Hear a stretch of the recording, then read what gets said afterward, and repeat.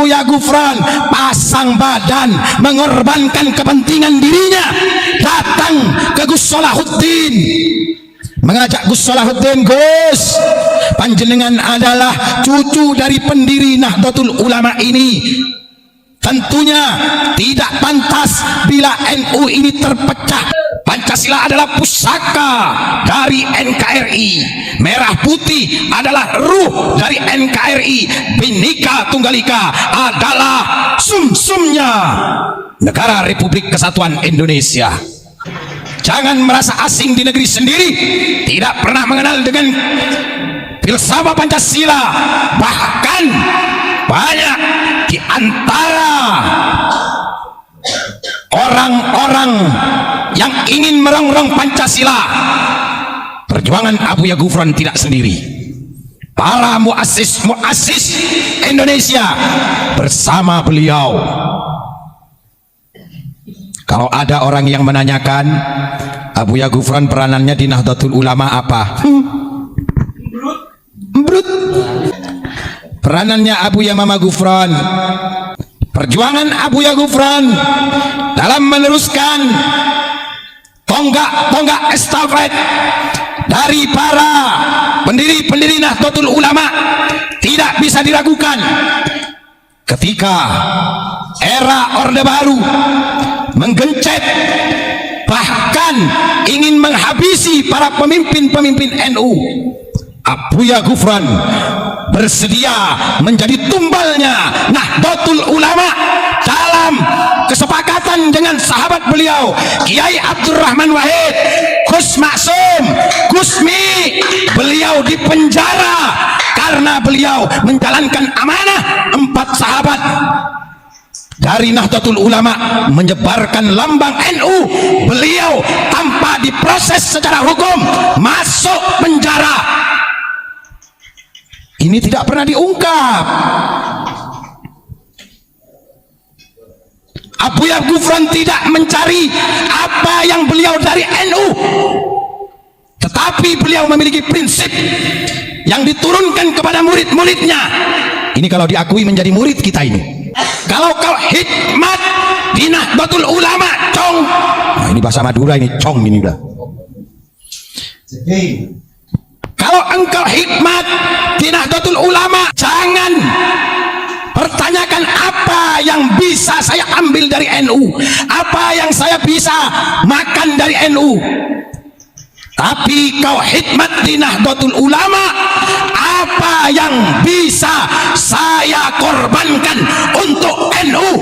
Tahun 1999 beliau menyatakan demikian kepada kami semuanya.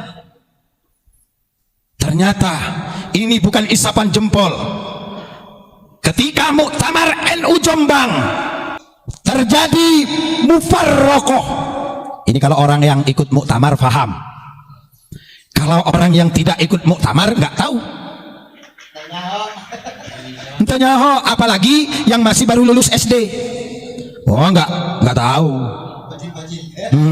Bocil-bocil sekarang yang hanya pintar mengkritisi. Ketika muktamar NU di Jombang terjadi mufaraqah, sebagian kiai-kiai NU tidak menyetujui hasil muktamar NU Jombang dan melakukan mufaraqah bersama Kiai Haji Salahuddin Wahid. Beliau Buya Gufron didatangi oleh teman-teman Ansor dari Jombang, membawa satu makalah, satu PR bagi ulama HOS NU, diminta untuk menyelesaikan, untuk menjadi tim islah di antara keduanya. Saya ingat itu, Gus, malam pada saat itu, ya saksinya banyak. Beliau setelah menerima laporan langsung berangkat ke Jombang, melakukan investigasi langsung. Datang ke Jombang. Di sana bertemu dengan beberapa kiai-kiai. Apakah selesai sampai di situ? Tidak. Abu Ya Gufran dengan niat khidmat di Nahdlatul Ulama, karena ulama-ulama ini adalah warisan, titipan dari para pendiri-pendiri NU. Beliau notabene, beliau ini adalah ulama-ulama Nusantara, didikannya ulama-ulama Nusantara. Syekh Nawawi didikannya ulama Nusantara. Beliau berguru kepada Syekh Ahmad Khotib Sambas.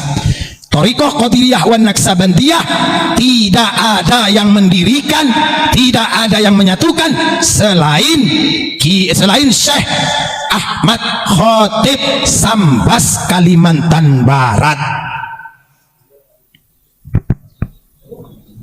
Kemudian Syekh Nawawi punya murid namanya Syekhona Khalil. Syekhona Khalil punya murid, di antaranya Mbah Wahab Hasbullah, kemudian Mbah Hasyim Asy'ari. Mbah Hasyim Asy'ari juga berguru langsung kepada Syekh Nawawi. Kemudian beliau punya murid yang bernama Kiai Maksum Lasem. Kemudian beliau punya murid Kiai Hasan Gipo. Beliau punya murid Kiai Ridwan Abdullah. Syekhona Khalil juga punya murid yang bernama Kiai Nawawi bin Nur Hasan Sidogiri.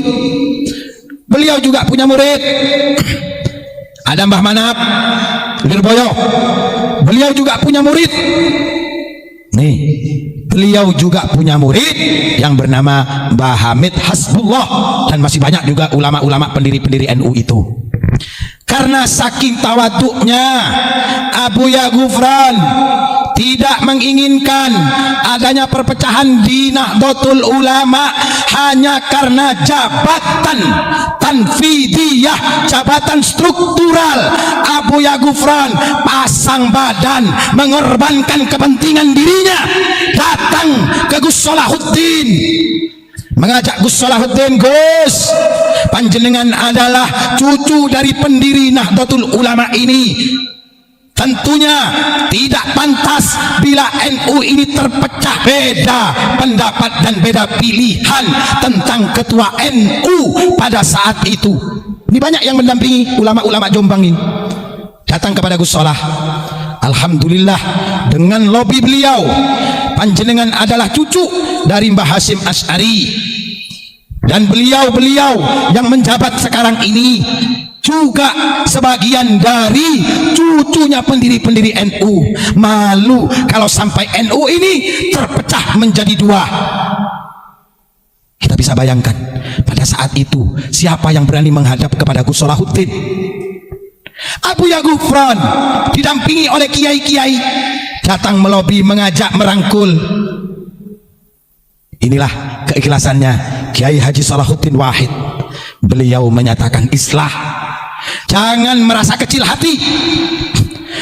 Engkau yang menghidup-hidupkan NU, jaminan doa dari Kiai Ridwan Abdullah. Siapa yang menghidup-hidupkan NU, siapa yang merawat NU, siapa yang berjuang di NU, kemudian ia jatuh bangkrut, ia jatuh miskin, ia jatuh banyak hutang, kata Mbah Yai Ridwan Abdullah, kau tagih kepada Ridwan Abdullah. Kalau aku sudah mati, kata Kiai Ridwan Abdullah, tagih ke batu nisanku. Loh, danyang-danyangnya Gufran bisa ikut menyelamatkan Nahdlatul Ulama. Keren nggak kira-kira? Gak keren. Kan tadi sudah dikatakan, man ana laulakum. Tidak akan menjadi seperti ini kalau tidak ada guru. Jangan GR. Makanya ahlak guru kita, yuk kita jaga kita ini. Modal perjuangan, modal jadi pengurus NU, jadi orang yang senang dengan NU, orang yang khidmat dengan NU, itu adalah ujung tombak dan ujung tombok. Modal Gus, modal dulu cie. Kok ada yang jadi pengurus Nahdlatul Ulama hanya ingin nyebrang, ingin jabatan di pemerintahan, setelah menjabat lupa sama yang nyebrangin. Loh, hati-hati bro, hati-hati saudara-saudara, apalagi ingin merampok jamaah NU saudara-saudara. Lah, dulu ketika kecil dirawat oleh NU, dirawat oleh kiai NU, sudah besar balik nyerang NU, bahkan ingin merampok NU. Bahaya. Hati-hati siapa saja, jangankan yang menjabat di struktur Nahdlatul Ulama, kita yang khidmat di Nahdlatul Ulama, kalau niatnya hanya ingin mementingkan kepentingan sendiri, ingat dawuhnya Syekhona Khalil, siapa saja yang ingin menghancurkan NU, siapa saja yang ingin merusak NU, maka ia akan hancur, maka ia akan rusak. Ya Qahhar, ya Jabbar. Ingat-ingat, Nahdlatul Ulama ini bukan organisasi ece-ece. Nahdlatul Ulama ini organisasi yang mendapatkan ridho dari Allah Subhanahu wa ta'ala.